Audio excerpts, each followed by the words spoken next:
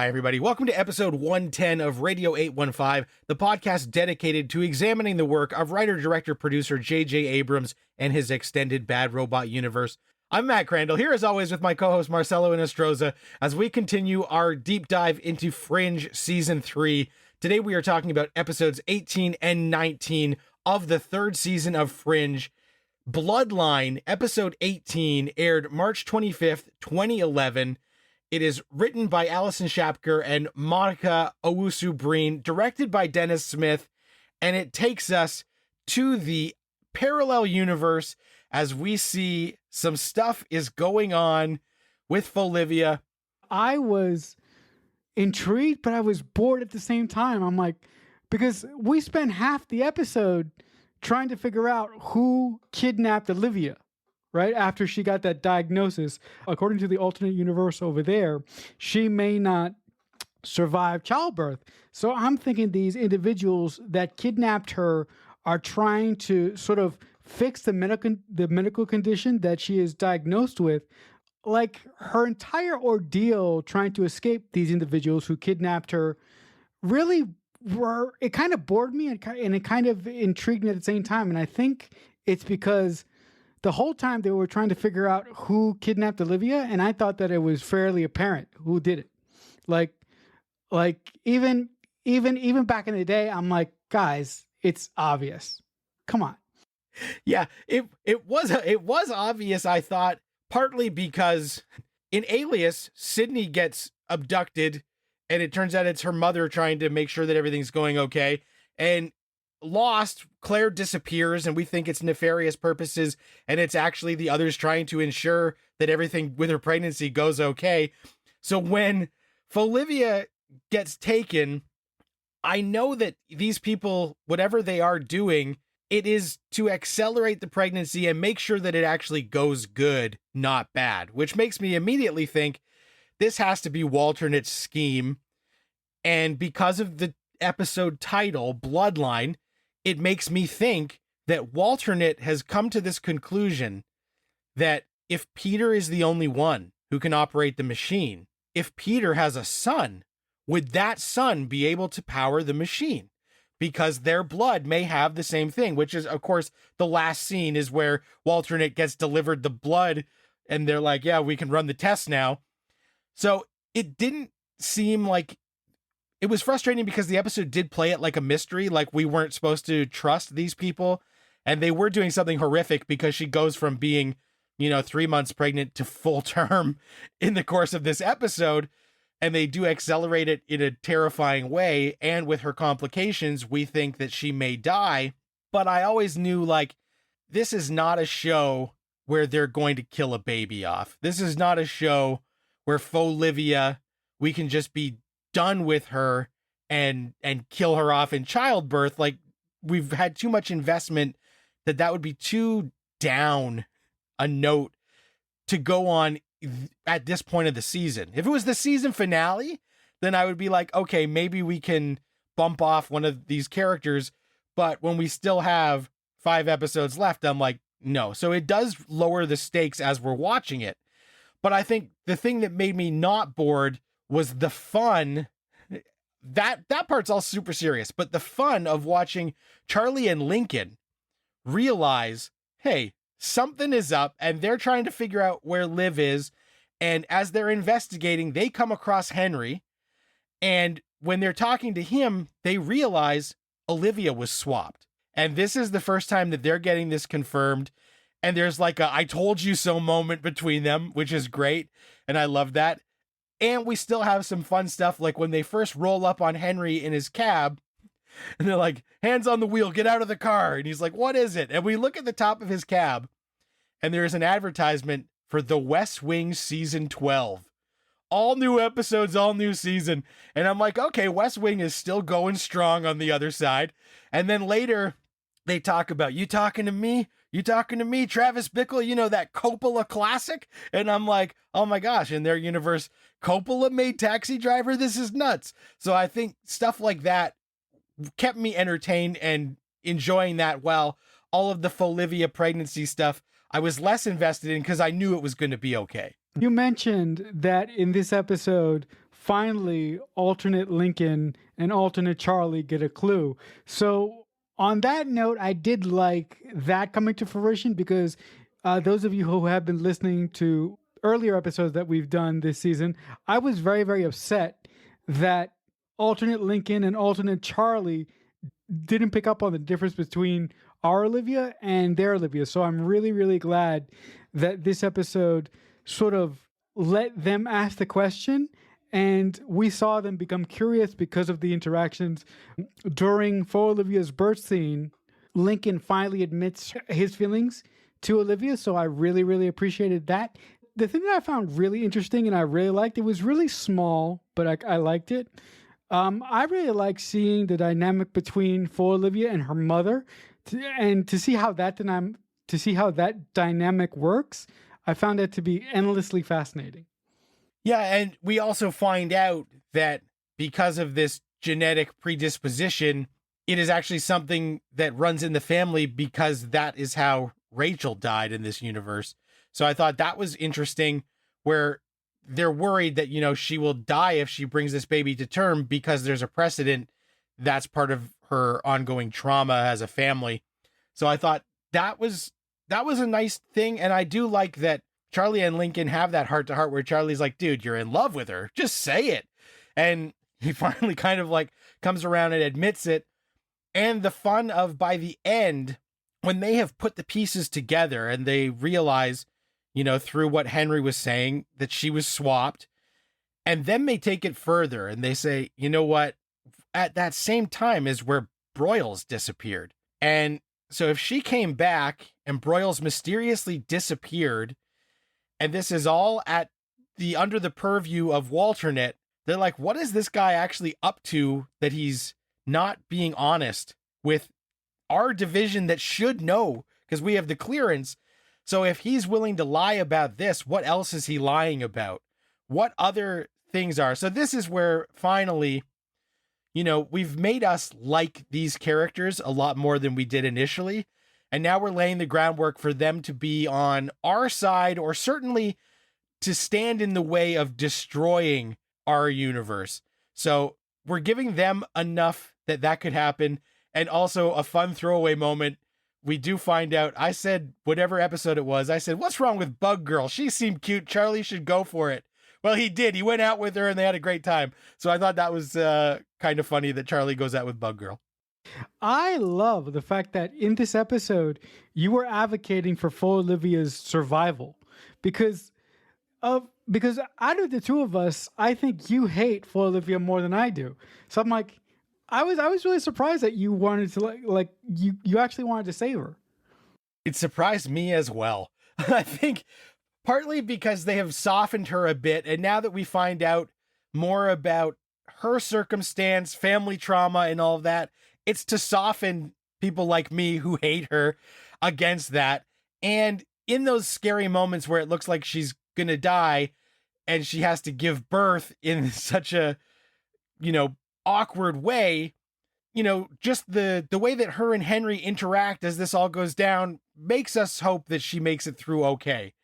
And then at the end, when everything seems basically fine, and her and Lincoln have a nice moment as she almost dies and then doesn't die, which is great. And she does give birth to the son, who she does name after our cab driver, because he basically saved her life by being able to be there and help deliver this baby. I thought starts to endear us more to her and makes me think that if the rest of Team Fringe on that side can start to see that Walternet is not an influence for good, maybe she can back them up because she knows that the other side is also not as bad as they seem because she fell in love with Peter over there, that we can get these people to team up to stop the destruction of the universes. So I was happy that she didn't die, and I was surprised that I was happy. Yeah, it's going to be really interesting once our side comes together with the alternate side and see the dynamics that's going to bring. I mean, we know how our Olivia and alt Olivia are going to react, but we don't know how the rest of these characters are going to react. And there are some people on their side that are dead on our side. So it's going It's going to be very, very interesting. The second episode we're talking about today is episode 19, Lysergic Acid Diethylamide, which is the medical long form of LSD. This is the episode where everybody gets high as balls to try and extricate William Bell from Olivia. It was written by the heavy hitters of Pinkner, Wyman, Goldsman, directed by Joe Chappelle. And Marcelo, what are you thinking as they're trying to race against this ticking clock where we've got to get William Bell's consciousness out of Olivia's body? And of course, Walter says, I got the ultimate idea. Let's all drop acid. I was thinking this is some fucking Inception bullshit. But with that being said, I really love how at the beginning of this episode, Peter is not really sure if William Bell is willing to sacrifice himself for Olivia, because at first Walter and Belly try to move Belly's consciousness to a cadaver from a medical school, and when that doesn't work, Belly says, well, oh fuck shit, we only have X amount of hours. And that's when a couple moments later, Warner then comes up with the idea of going into Olivia's mind, finding Olivia, and then moving Belly's consciousness into a computer. So I really like the fact that going in, I wasn't really sure about William Bell's intentions. And I thought that really added some much needed tension before they hopped in. Yeah, it really did. And especially because as this episode goes on, we realize that Olivia is unaware of what's happening. So it is like she is trapped away somewhere. So it's not like she can see everything and is conscious of what Belle is doing. It is like she is in a dungeon somewhere and not in her body, which is kind of scary. And what they do come up with is very Inception-like. So this episode comes after Inception. So Inception had come out a year earlier. So I wonder, they probably could have come to this on their own because Inception was also taking from a lot of things.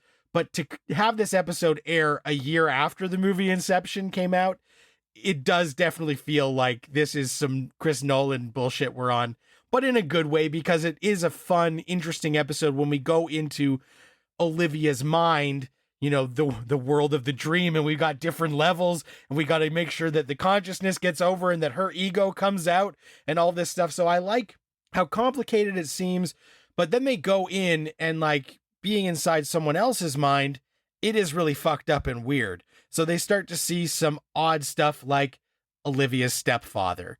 There is some creepy shit in her mind with a dude with a X marked shirt that comes about and ends up being the sort of stinger at the end of this episode as a big reveal. But I like that when they get in there and they have to find where Olivia is at to try and make this work, and they see the Twin Towers and they do some Morse code with someone and they think, oh, it's going to be Olivia. And they get up there after there's some Nina, this version of Nina is trying to kill them, and there's an elevator shaft and stuff. So I thought this was crazy. They get up there and it's William Bell, and he's like, well, I wanted to lure you here, and if I told you it was me, you might not have come, so I had to tell you it was Olivia. And that's the moment where I'm really I don't know, William Bell is scrambling at this point.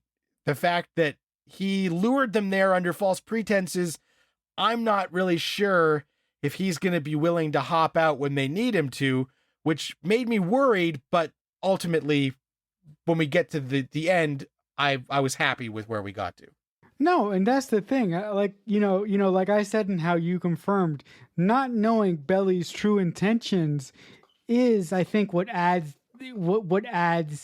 the extra tension once they go into Olivia's mind and they do the Inception stuff. Also, I thought this Inception frame was a great way to deal with Olivia's personal issues about never feeling safe and about never feeling in control because of her abuse when she was a child and her abuse with her abuse by Walter and Belly when she was a part of the Cortexiphan trials as a kid. Yeah, absolutely. Because that is the main through line, that all of this trauma, and where they're trying to find where Olivia is at, they realize that it must be someplace where she actually felt safe from all of this trauma. So we have to find, and they realize it's probably Jacksonville, but not where she was abused, not where she was experimented on, but somewhere in like her childhood home would be where her ego would sort of settle, because that was where she had some happy times before the horrible stepfather, before the trials. So I thought that was really interesting. And as the hook of this episode is, of course, that when they walk into Belle's office in the World Trade Center, they all become animated, right? Which is unique and kind of cool, but also watching it now, like the animation is kind of crappy. And part of me thinks like, I think that this is like something cool and fun they wanted to do, but also then like when we're traveling by Zeppelin, I'm like, okay, well, we did it animated because we could never afford to do this in live action. So this is some sort of workaround, but the animation, it's stylized. It's a little bit Archer. It's a little bit video game. What did you think of so much of this ending up being animated? I thought the choice to make this Inception mission to go and get Olivia's consciousness, the choice to make it animated once they go into the World Trade Center and once they make it into Belle's office, I thought that was an inspired choice. And like you said, there's no way in fucking hell that they would have been able to do the scene on Zeppelin in live action. So the animation worked for that section of the story, but I did feel that the animation in some instances looked a little blocky and a little bit buggy to me, especially when they were making their way to the Zeppelin and they were being attacked by zombies on the roof of the World Trade Center. When Peter kicked that one guy and he was being backed into a fan, which for some reason I got, Raiders of the Lost Ark vibes for some reason. The second Peter started walking into the fan, and the way that he sort of just chucked that zombie into the fan thing. So I thought the animation worked, but in some instances it did look a little dated and it did look a little blocky to me. And I'm sure this is an episode where if you were high when you were watching it, this is probably 10 times more incredible. So I appreciate that they do that. And I do think we have some fun moments, as this is pretty heavy when we're in the Inception dream world. But we do see that Broyles accidentally gets high in the lab because he's helping Astrid clean up. And she's like, did you move some stuff? He's like, yeah. She's like, and those sugar cubes? And he's like, and he's already tripping balls. And I thought that was really, really funny to see Broyles also high. What we do learn is that unlike certain things that we've seen, like a Matrix, where if you die in the Matrix and you're not unplugged, you die in real life. In this world, when you die in the dream world, you just wake up. So there is a moment when they're on the Zeppelin and the dude with the shirt attacks and Walter gets sucked out and then he wakes up in the real world. So he gets pulled out early. So it's William and Peter on their mission to find Olivia. And when they do get to this place where Olivia is at, it is animated older Olivia. And I feel like this is put in here to kind of redeem Peter a little bit, because what was the main thing that was a big building block of the trauma of our Olivia was that Peter couldn't tell by looking at faux Olivia that they weren't the same. And in Marionette, that dude says, I could see in the eyes that the girl that I brought back wasn't the same. And so in this, Peter gets to redeem himself by looking at this version of what looks like our Olivia, and he looks into her eyes and he's like, this isn't her. And then it is revealed that young Olivia, shows up, and she's the true Olivia. And it is Peter who realizes this by looking in the eyes of the fake one. What did you think as Peter does this 8 episodes too late for us? I absolutely fucking hated that. And you know why I hated that? Because in this episode, the emotional core between Olivia and Peter, it works. But here's the thing. It would have worked so much better if Olivia for 8 episodes would have treated Peter like a piece of shit for not recognizing that full Olivia wasn't her. The payoff in this episode when Peter notices once he finds Olivia's childhood home on the base, and he walks in and he realizes that the grown-up version of Olivia isn't actual Olivia, and he notices that the child version of Olivia is our Olivia, like you said. That payoff would have worked so much better if the writers wouldn't have had Olivia and Peter go all lovey-dovey after 1 episode or 2 episodes. So I was very, very disappointed with the way that the writers handled that. That being said, that one moment when Peter goes, you're not my Olivia, that's my Olivia, still played well, but I'm like, God damn it, you guys could have knocked this out of a park if you guys would have shown some restraint. You're absolutely right, because if they had the episode where they are lovey-dovey, and when we talked about it, I said, like, I felt like I had missed an episode because everything was finally fine. And that is the episode where at the very end, Olivia becomes William Bell. But it would have played so much better if at the start of that episode, things were still like the road to healing. They were on it, but they weren't at that lovey-dovey point. Have all of this William Bell stuff play out. Have this moment be a huge moment where Peter gets to redeem himself by looking in the eyes and realizing this is not her. Have that be the catalyst so that next episode, we get all that lovey-dovey stuff from 3 episodes ago off the top, and it makes more sense. And it does feel earned. And it brings us back into their relationship, heading into the complications that are going to come up in these final episodes as the universe war really ramps up. But you're right. If they had been more restrained and put that on the back burner a little bit, this moment would have been much bigger. And then that lovey-dovey stuff would have fit in, and it wouldn't make people say, did we miss an episode where they really reconciled and everything was totally fine?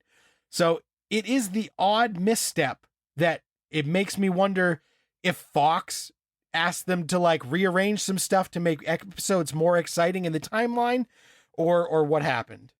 That's a really interesting question because do you know of any Fox meddling like in previous seasons, or were they mostly hands off, or did the Fringe writers room and did the Fringe producers, most notably J.H. Wyman, we'll get to him way later, but like, do you think that they got notes on a daily basis, or do you think that Fox sort of let them alone?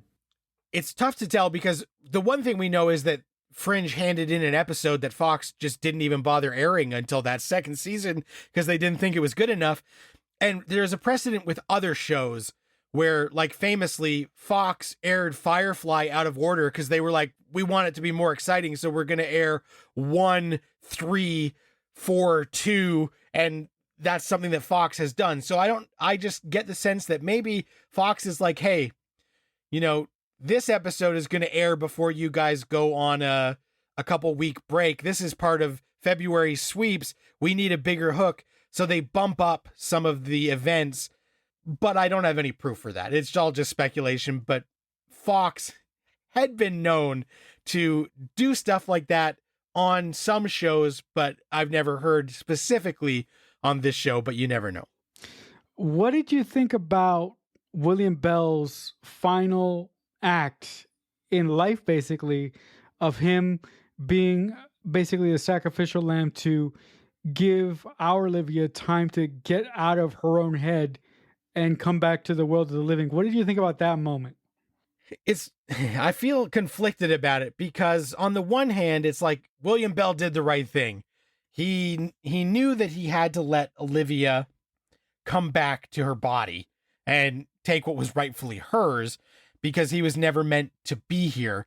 So it's like, yes, he tricked us into thinking that he was going to be able to switch into a computer, but he kind of always knew like the dog wouldn't hunt. So he was willing to make the sacrifice, but he didn't let Walter know that because he thought Walter might try and stop him, which is great. But also then I'm also like, well, Olivia didn't ask for any of this. This was all put upon her. So of course he has to just, if there's a ticking clock, he has to step aside. He can't take over this woman's body who was unaware of any of this going on, because that would be a huge criminal violation that then I could never, ever care about William Bell if he stuck around, but he had taken over Olivia's body permanently. So it was a choice that I felt was inevitable, that he had to kind of just disappear into the ether unless they were going to make this computer swap work and then have like a talking computer be William Bell for the next couple of seasons. But I did like when Olivia gives the message to Walter and he realizes what Belly has done and the importance of it. So it did end up being a nice moment, like, he did the right thing. And it was too hard for him to say goodbye again to his friend by being honest. So I enjoyed that, but I thought it could have been maybe a better payoff somehow. Also because this whole arc was interrupted by us going to the other side for an episode. It really lowered the stakes a little bit in terms of the ticking clock and the intensity of like, we got to wrap this up. Whereas if it had been these 3 William Bell episodes back to back aired in like a block, I feel like without separating, it would have been a little bit more intense. Yeah, you know what? No lie, I was feeling that too because, the first episode going to the other side, dealing with Olivia basically going to see her OBGYN in a nightmare fashion was cool, but this was way cooler, minus the Inception stuff. I really find it hard to believe that Walter would sacrifice Olivia for Belly. Like, I know that Belly is his best friend. Belly, gave him master dynamic. Belly took out pieces of his brain because he asked him to. But I find it really hard to believe that our Walter would make that decision of choosing William Bell over our Olivia. Yeah, it would. If he had done that, it would be like a shock, especially because, yes, him and William Bell have a long history and they have mended fences, but there was a big portion of this show where he was resentful of William Bell, and Olivia and him have had nothing but a great relationship. So it would have ranked false if he had really gone to the mat to make sure that William Bell could stick around, even though William Bell may have more information that we would have been glad to have during the universe war. This was the right thing to do. And then after all this Inception stuff and everything is back to normal, and we had that weird dude with the X marks the spot t-shirt, Peter says, "Hey, who was that weirdo that kept trying to kill us in your mind?"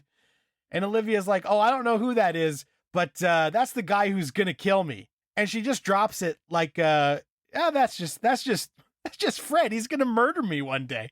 What did you think, Marcelo, as that's the stinger of this episode, where she's just like, "Oh yeah, him? I don't know, but he's gonna kill me."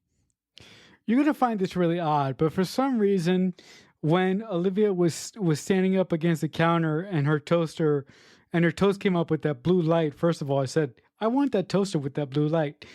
But I found her reaction to be so awkward and so strange. And here's where the moment where you're gonna think I'm crazy.